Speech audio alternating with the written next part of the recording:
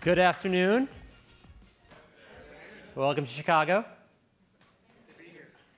You got some beautiful weather today. I'm excited to talk to you about online dating. I, for a while, was the king of online dating, which is a scary concept for my wife.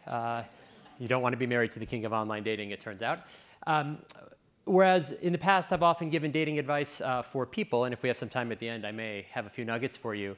I've been asked today to talk to you about how some of the innovations and how some of the R&D that we were able to do at Match in the online dating space might help your organizations. But in order to really set the table for how we innovated inside of a market-leading organization, I want to take you back a little bit to where my journey as a disruptor started. How many of you have ever used a CliffsNote? Admit it.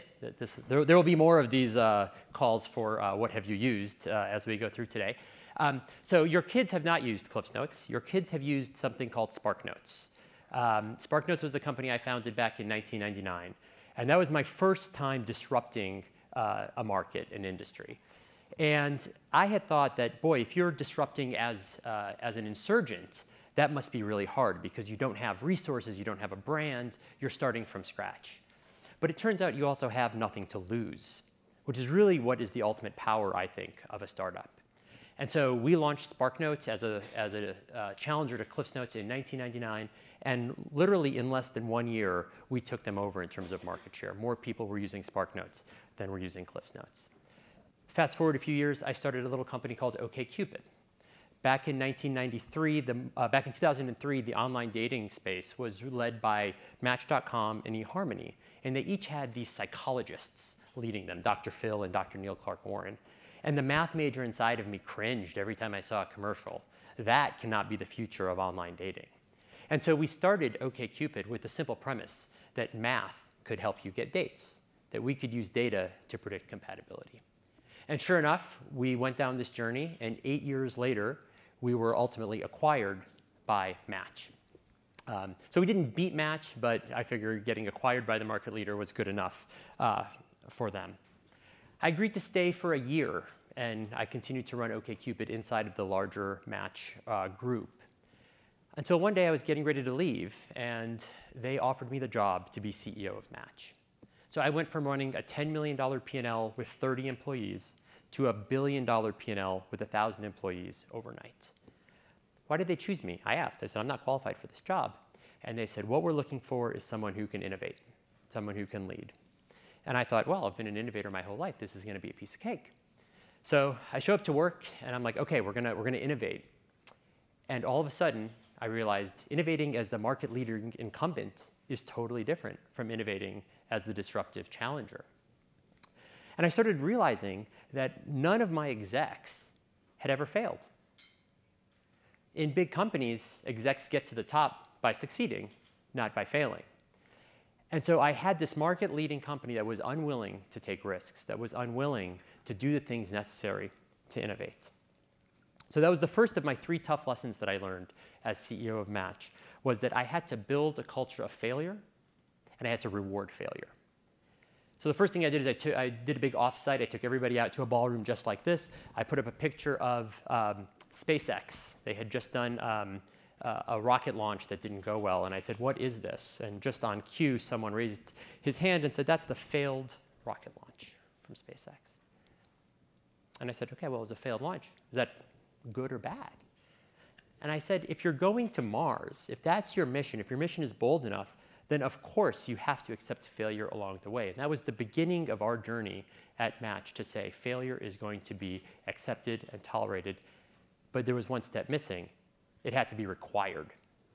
And so when we did annual reviews, I started asking my execs to quantify a failure that they had that year. And they were not going to earn their full bonus unless they were able to say, I cost the company money. And here's how much it cost. But that mindset that failure was mandatory was key to ultimately creating the environment where we could start Tinder. Number 2, so first let's build a culture of failure and reward it. Number 2, throw away conventional wisdom. If you have conventional people in conventional spaces comped in conventional ways, how do you get unconventional results? Right? So the first thing we did, or the next thing we did at Match was we created these labs. We put them outside of the office. We hired people who didn't know anything about online dating or about the products we were having them solve. And we gave them the opportunity, if they succeeded, to make more money than I did. So we created the ecosystem where this succeeded, where we were able to create this success. But the second thing that was even more important was, as these people came up with ideas, I ultimately had to greenlight which projects were going to get the funding to go. And here's where I had to suspend my own unconventional wisdom in order to get unconventional results. So in my decade of being the king of online dating, I learned 3 things about online dating. There were 3 facts. There were truths in the industry. The first, any of you remember the site called Hot or Not from the 90s? You don't have to say you used it, but you've heard of it. So this was basically a site where you looked at a picture and you rated hot or not. That was a failure, right? It's not a thing anymore. Number 2, you guys have seen Facebook login on different websites. We had tried over 100 A/B tests in the online dating category, and not one had ever won. We knew people did not want their dating lives and their social lives intertwined. Imagine your boss, your mom, your ex seeing your dating activity in their feed. You don't want that. Number 3, the only sites that had ever succeeded had national marketing campaigns. If you lived in Boston in the 2000s, you probably remember bostonsingles.com. There's fifthavenuesingles.com. There are over 5,000 websites that are these local dating sites. They've all failed. So those are 3 things. I was a king of online dating. These are truths. So what comes before me as the first big idea coming out of the lab? They show me this mobile app. It's a photo. And you have 2 things you can do with the photo. Swipe right or swipe left. I said, OK, well, this is hot or not. That's not going to work. Then they said, oh, guess what? It's going to be great. You have to have Facebook to log in. Required. I said, OK, great. It's not going to work. And then I said, OK, well, how are you going to get any users? Because that's all that really matters in dating is, do you have liquidity? They said, we have a great idea. We're going to go to 2 college campuses, SMU and USC, and we're going to go to the sororities. And we're going to get them to promote Tinder. It was called Matchbox at the time. And I thought I was literally on a reality show, and people were going to jump out and say, surprise, you've been trolled.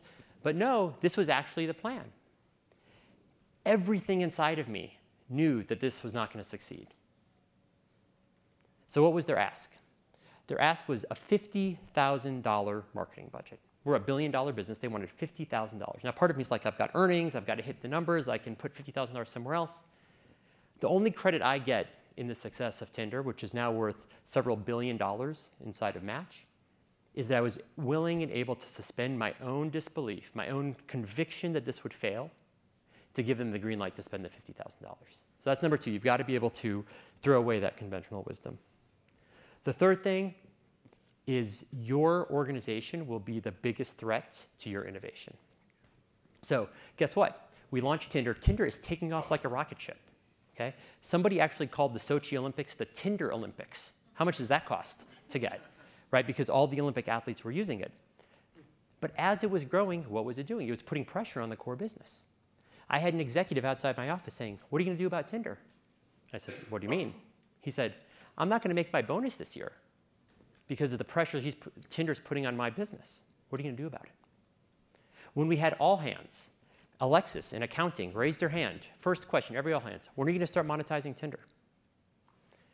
And then policies. Someone at Tinder decided that they were going to have an offsite in Vegas, and they took an Uber from LA to Vegas. Guess what? CFO said, not in the policy. Not going to reimburse. Right? So everything about what was happening was a threat to the existing power structures, culture, and organization of the core business. So the biggest thing that we had to do as the CEO and the executive team was to create a shelter for the innovation to get enough oxygen to grow and thrive and become an equal to the rest of the company. So I'm going to wrap up with the 3 things. 1, build a culture of failure and reward it. Number 2, throw away conventional wisdom if you want unconventional results. And 3, protect your baby from your own organization. Thank you very much.